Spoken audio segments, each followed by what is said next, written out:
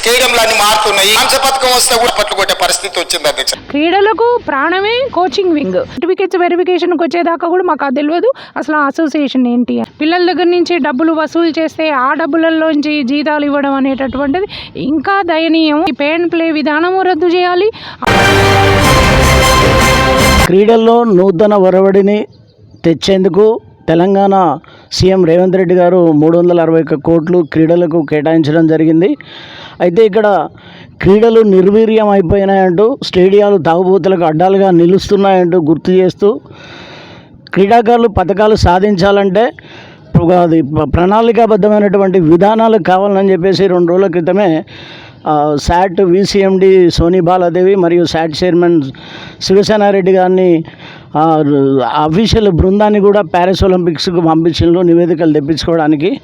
అయితే తెలంగాణలో పరిస్థితి చూసినట్టయితే ఇటు క్రీడాకారులకు కానీ కోచ్లకు కానీ ఎలాంటి వసతులు ఉంటే క్రీడాకారులు పథకాలు సాధించే దిశగా వెళ్తారు అనేది నేట్ న్యూస్ కూడా కొంత సమాచారాన్ని తెలుసుకునే ప్రయత్నం చేస్తున్నది. మనకు అందుబాటులో తెలంగాణ కాంట్రాక్ట్ కోచెస్ అధ్యక్షురాలు మరియు వరంగల్ జిల్లా యువజన క్రీడల అధికారిని టీవీఎల్ సత్యవాణి గారు మన ముందున్నారు. వారి మాటల్లో గుడ్ ఈవినింగ్ మేడం. క్రీడా పాలసీలో ఎలాంటి విధానాలు ఉంటే బాగుంటుంది అంటారు?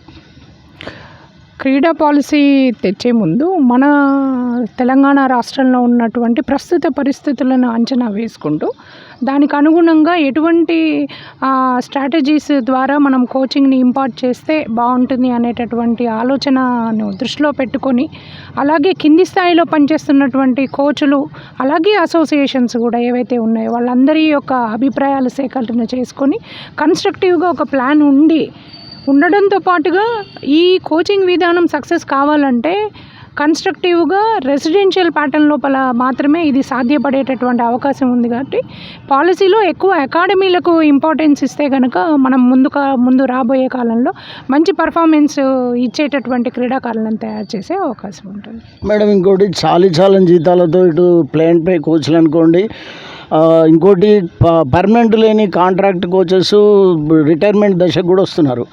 వాళ్ళు క్రీడాకారులకు కోచింగ్ ఇవ్వడాన్ని అది మరి శాపంగానా వరంగా భావించవచ్చా? అయితే ఇటు క్రీడారంగంలో ఏంటంటే క్రీడారంగం కూడా ఒక వ్యసనమే. ఏంటంటే అవుట్ ఆఫ్ ద ప్యాషన్ వచ్చి ఇప్పుడు ఉన్నటువంటి కోచ్లందరూ కూడా పనిచేస్తున్నారు. అంటే యాక్చువల్గా చెప్పాలంటే చాలని జీతాలతోటే పనిచేస్తున్నట్టుగా చెప్పుకోవచ్చు. ఎందుకంటే 2000 అంటే దాదాపు ఒక 25 ఇయర్స్ 30 ఇయర్స్ నుంచి కూడా రెగ్యులర్ అపాయింట్మెంట్ అనేటటువంటిది ఈ క్రీడారంగంలో లేకపోవడం వల్ల కూడా ఈ కోచింగ్ విధానం అనేటటువంటిది మూలపడిపోయింది. పే అండ్ ప్లే అనే విధానాన్ని మేము మొన్న జరిగినటువంటి కొన్ని మీటింగ్స్లో కూడా మేము రిక్వెస్ట్ చేసాము. ఎందుకంటే క్రీడారంగానికి అసలు పిల్లలు రావడమే కష్టకాలమైనటువంటి ఈ టైం లోపల మనము డబ్బులు పెట్టి మరి నేర్చుకునేటటువంటి కార్యక్రమం అనేటటువంటిది కొంచెం అది క్యాన్సిల్ చేయాలనేటటువంటి మన రిక్వెస్ట్ని అయితే మేము పెట్టాము. మినీ స్టేడియాలు గత ప్రభుత్వం కూడా కన్స్ట్రక్షన్లో ఉన్నాయని చెప్తున్నది. ప్రస్తుతం సీఎం గారు కూడా కన్స్ట్రక్షన్ చేస్తున్నాం, స్పోర్ట్స్ యూనివర్సిటీ పెడుతున్నాం. ఇంకోటి ఏంటంటే క్రికెట్కు సంబంధించి అంతర్జాతీయ పోటీలు నిర్వహించడానికి బీసీఐతో మాట్లాడడం అనేది, దాన్ని మీరు ఎలా చూస్తారు? అంటే ప్రస్తుతం సార్ కొన్ని నియోజకవర్గానికి మండలానికి ఒక స్టేడియం ఉండాలనేటటువంటి ప్రతిపాదనలు ఇదివరకు ఉన్నాయి. కొన్ని అప్రూవల్ అయినాయి, కొన్ని చోట్ల భూములు లేక ఆగిపోయినవి ఉన్నాయి, కొన్ని ఏమో డబ్బులు లేక సగంలో ఆగిపోయినవి ఉన్నాయి. అలాంటి స్టేడియాలన్నీ కూడా ఇవాళ రేపు ఇల్లీగల్ యాక్టివిటీస్కి అడ్డాలుగా మారిపోయినాయని అందరికీ తెలుసు.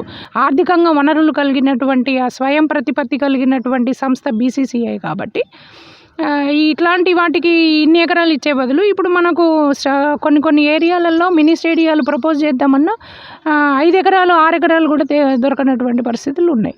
అటువంటి చోట మనం కాన్సన్ట్రేట్ చేస్తే బాగుంటుంది.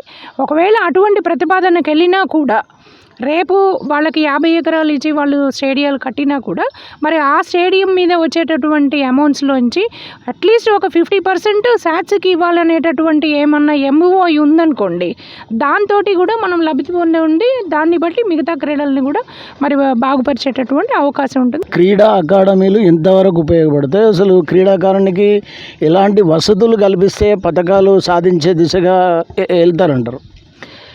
ఇప్పుడు మనం ఒలింపిక్స్లో చూస్తున్నాం సార్. మనము టీవీ ముందు కూర్చొని కొన్ని మినిట్స్ లోపల ఒక మ్యాచ్ను లేకపోతే ఒక గేమ్ను చూస్తున్నాం. కానీ దాని వెనక సంవత్సరాల తరబడినటువంటి కృషి ఎంతో ఉంటుంది.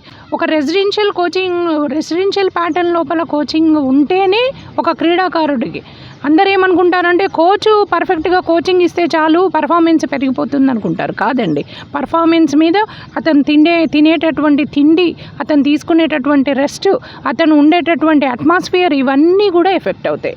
అవన్నీ కూడా కంట్రోల్ చేసుకుంటూ ఒక సిస్టమాటిక్ సైంటిఫిక్ కోచింగ్ కనుక మనము ఇంపార్ట్ చేయాలంటే ఓన్లీ అకాడమీస్ ఎస్టాబ్లిష్ చేస్తేనే, that with the qualified coaches అది నడిపితేనే మనకు పర్ఫెక్ట్ పర్ఫార్మెన్స్ అంటే ఎలైట్ స్పోర్ట్స్మెన్ని చేసేటటువంటి అవకాశం ఉంటుంది. ఇదివరకు మరి 20 నుంచి 25 అకాడమీలు ప్రతి ఒక్క స్టేడియంలో ఏదో ఒక 2-3 గేమ్లకు సంబంధించిన అకాడమీలు ఉండేవి. మరి మనం పర్ఫార్మెన్స్ చూపించాం. ఇప్పుడు మనకు ఇంత పెద్ద బడ్జెట్ ఉంది కాబట్టి ఫస్ట్ పాలసీలో ఫస్ట్ ప్రియారిటీ కోచెస్ని ఫస్ట్ రిక్రూట్ చేసుకోవాలి. ఒకటి ఫస్ట్ ప్రథమం. ఎందుకంటే క్రీడలకు ప్రాణమే కోచింగ్ వింగ్.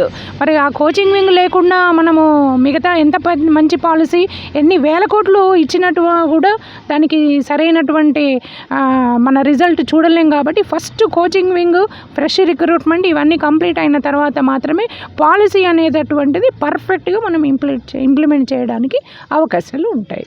మేడం, ఇంకోటి ముఖ్యంగా ఏంటంటే క్రీడాకారులు ఈ నకిలీ సంఘాలు అంటే అసోసియేషన్లో అంటే డిఫరెంట్ స్పోర్ట్స్ అండ్ గేమ్స్ అసోసియేషన్లో సమన్వయం కొరవడం, వాళ్ళు కోర్టులు మెట్లెక్కడం, దానికి తదనుగుణంగా ఒలింపిక్ సంఘాలు కూడా రాష్ట్ర సంఘాలు కూడా కోర్టులు మెట్లెక్కుతున్నటువంటి పరిస్థితి. అలాంటి పరిస్థితుల్లో క్రీడాకారులకు వాళ్ళు న్యాయం చేస్తారనేది హాస్యాస్పదం. ఇలాంటప్పుడు ప్రభుత్వ పరంగా ఎలాంటి చర్యలు చేపడితే క్రీడాకారులకు న్యాయం జరుగుతుందని భావిస్తున్నారు?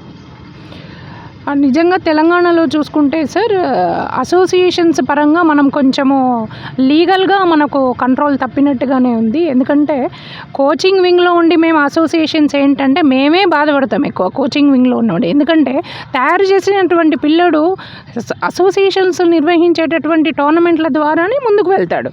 అటువంటి సర్టిఫికెట్స్ ద్వారానే మరి గవర్నమెంట్ ఏర్పరిచినటువంటి క్రీడా పాలసీ, క్రీడా కోటా ఏదైతే ఉందో ఆ కోటా ద్వారా ఉన్నత విద్యను కానివ్వండి, ఉద్యోగాలను అవకాశాలను కానీ పొందగలుగుతాడు.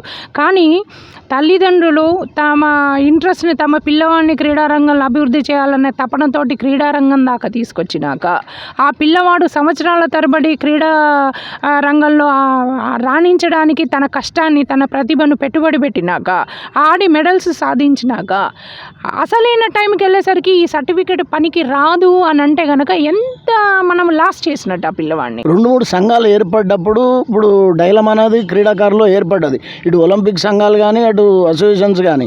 దీనివల్ల నేను కీలకంగా అడిగేది ఏంటంటే ప్రభుత్వమే ఆన్లైన్ ఇంటర్వ్యూ ద్వారా అందరూ క్రీడాకారులు వచ్చేసి పార్టిసిపేషన్ అయ్యే అవకాశం ఉంటుంది, పూర్తి న్యాయం జరుగుతుంది కదా. దాని మీద నేను అడిగే ప్రశ్న, ఇప్పుడు ఇన్ ఫ్యూచర్ సార్ ఇది కనుక సెటరైట్ కాకపోతే, ఇప్పుడు పరిస్థితులు కనుక సెటరైట్ కాకపోతే ఖచ్చితంగా శాట్సే దీన్ని హ్యాండ్ ఓవర్ చేసుకొని త్రూ ప్రొసీజర్ ఏదైతే ఉన్నదో, ఎందుకంటే ఇది లక్షల మంది చిన్నారులకు కానివ్వండి, యువతకు సంబంధించినటువంటి కార్యక్రమాలు కాబట్టి మరి వీళ్ళు ఏదో రాజకీయాలతోటి పోట్లాడుకుంటూ ఉంటే దాని ఏజ్ అంతా వెళ్ళిపోతుంది. క్రీడాకారులకు ఏంటంటే అతనికి ఉన్నటువంటి సర్టెన్ ఏజ్లోనే ఆ కేటగిరీలో ఆడగలడు.